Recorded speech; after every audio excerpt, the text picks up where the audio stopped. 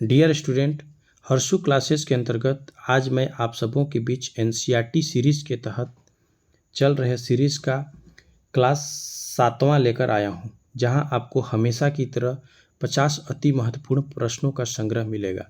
तो चलिए स्टार्ट करते हैं आज के क्लास को। आज के क्लास के अंतर्गत पहला क्वेश्चन है, संगम साहित्य की रचना कब की गई? संगम साहित्य की रचना कब की गई? उत्तर हो जाएगा 2300 साल पहले। कब की गई थी? 2300 साल पहले। प्रश्न नंबर 2 है, तमिल की प्राचीनतम रचनाओं का संगम साहित्य क्यों कहा जाता था? तमिल की प्राचीनतम रचनाओं को संगम साहित्य क्यों कहा जाता था? उत्तर हो जाएगा क्योंकि मदुरई के कवियों के सम्मेलन में इनका संकलन किया जाता था। क्यों कहा जाता था? क्योंकि मदुरई के कवियों के सम्मेलन में इनका संकलन किया जाता था। प्रश्न नंबर 3 है, सबसे पुराने सिक्के को किस नाम से जाना जाता है? सबसे पुराने सिक्के को किस नाम से जाना जाता है? उत्तर हो जाएगा आहत सिक्के। आगे बढ़ते हैं। प्रश्न नंबर 4 है, प्राचीन काल में बेहतरीन मूर्तियां बनाने का केंद्र कहाँ था? प्राचीन काल में बेहतरीन मूर्तियां बनाने का केंद्र कहाँ था? उत्तर हो जाएगा मथुरा में। कहाँ था? मथुरा में। प्रश्न नंबर 5 है, कुषाणों की दूसरी राजधानी कहाँ थी? कुषाणों की दूसरी राजधानी कहाँ थी?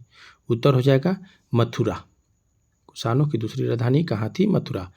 प्रश्न नंबर 6 है, कहाँ के अभिलेखों में सुनारों, लोहारों, बुनकरों, टोकरी बनाने वालों, माला बनाने वालों और इत्र बनाने वालों का उल्लेख हुआ है? उत्तर हो जाएगा मथुरा। आगे बढ़ते हैं। प्रश्न नंबर 7 है, एरेटाइन किस देश के एक शहर का नाम है? एरेटाइन किस देश के एक शहर का नाम है? उत्तर हो जाएगा इटली। प्रश्न नंबर 8 है, प्राचीन काल में दक्षिण भारत किसके लिए प्रसिद्ध था? उत्तर हो जाएगा सोना, मसाले, काली मिर्च एवं कीमती पत्थर के लिए। प्रश्न नंबर 9 है, संगम कविताओं में मूवेंदार की चर्चा मिलती है। यह एक तमिल शब्द है जिसका अर्थ क्या होता है? उत्तर हो जाएगा तीन मुखिया। क्या होता है? तीन मुखिया।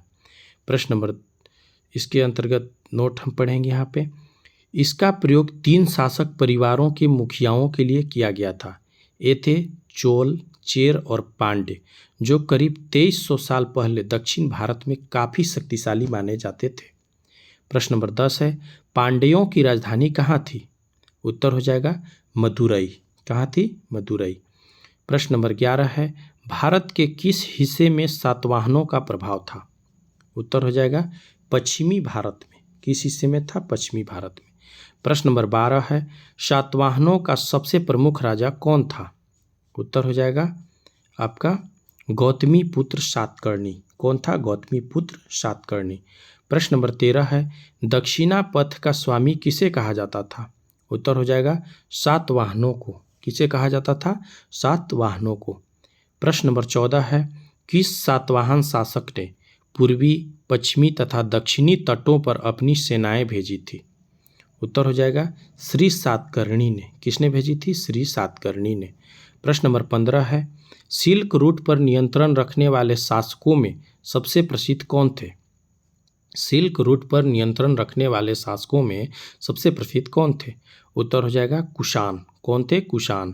प्रश्न नंबर 16 है, समुद्रगुप्त के बारे में हमें जानकारी कहाँ से मिलती है? उत्तर हो जाएगा इलाहाबाद में अशोक स्तंभ पर खुदे एक लंबे अभिलेख से। कहाँ से मिलती है? इलाहाबाद में अशोक स्तंभ पर खुदे एक लंबे अभिलेख से। प्रश्न नंबर 17 है, समुद्रगुप्त के दरबारी कवि कौन थे? समुद्रगुप्त के दरबारी कवि कौन थे? उत्तर हो जाएगा हरिसेन। कौन थे? हरिसेन। प्रश्न नंबर 18 है, प्रशस्ति शब्द का शाब्दिक अर्थ क्या होता है? प्रशस्ति शब्द का शाब्दिक अर्थ क्या होता है? उत्तर हो जाएगा प्रशंसा। प्रश्न नंबर 19 है, समुद्रगुप्त ने आर्यावर्त के कितने शासकों को हराया था? उत्तर हो जाएगा कितने शासकों को हराया था? 9 शासकों को हराया था। प्रश्न नंबर 20 है, समुद्रगुप्त ने दक्षिणा पथ के कितने शासकों को हराया था? उत्तर हो जाएगा 12 शासकों को हराया था।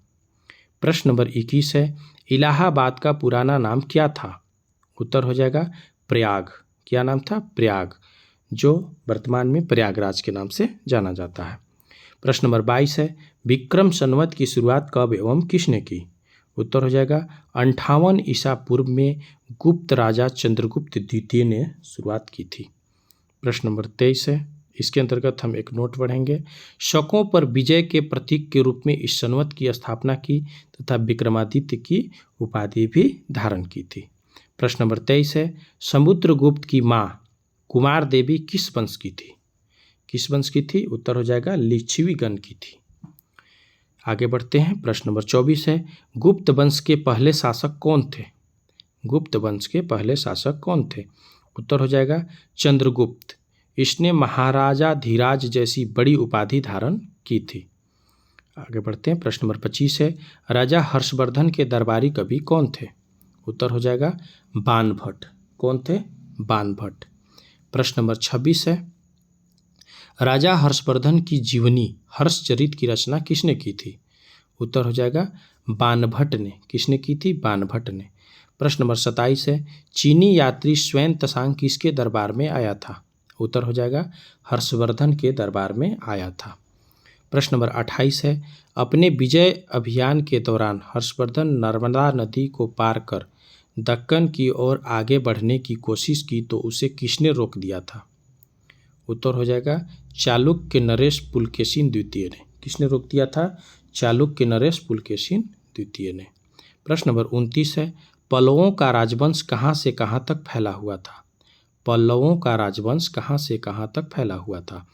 उत्तर हो जाएगा कांचीपुरम से लेकर कावेरी नदी के डेल्टा तक। कांचीपुरम से लेकर कावेरी नदी के डेल्टा तक। प्रश्न नंबर 30 है, चालुक्यों का राज कहाँ से कहाँ तक फैला हुआ था? चालुक्यों का राज कहाँ से कहाँ तक फैला हुआ था? उत्तर हो जाएगा कृष्णा और तुंगभद्रा नदियों के बीच। कृष्णा और तुंगभद्रा नदियों के बीच। प्रश्न नंबर 31 है, चालुक्यों की राजधानी कहाँ थी? उत्तर हो जाएगा ऐहोल। कहाँ थी? ऐहोल। प्रश्न नंबर 32 है, सबसे प्रसिद्ध चालुक्य राजा कौन थे? उत्तर हो जाएगा आपका पुलकेशिन द्वितीय। कौन थे? पुलकेशिन द्वितीय। प्रश्न नंबर 33 है, पुलकेशिन द्वितीय के दरबारी कवि कौन थे? उत्तर हो जाएगा रवि कीर्ति। कौन थे? रवि कीर्ति। प्रश्न नंबर 34 है, अभिज्ञान शाकुंतलम नाटक की रचना किसने की थी? उत्तर हो जाएगा कालिदास ने। किसने की थी? कालिदास ने। आगे बढ़ते हैं। प्रश्न नंबर 35 है, अभिज्ञान शाकुंतलम नाटक में किस चीज़ का उल्लेख किया गया है? उत्तर हो जाएगा इसमें दुष्यंत नामक एक राजा और शकुंतला नामक एक युवती की प्रेम कहानी है तथा इस नाटक में एक गरीब मछुआरे के साथ कर्मचारियों के दुर्व्यवहार की बात कही गई है। आगे बढ़ते हैं। प्रश्न नंबर 36 है, कांसा किसका मिश्र धातु है? कांसा किसका मिश्र धातु है? उत्तर हो जाएगा तांबा और टीन का।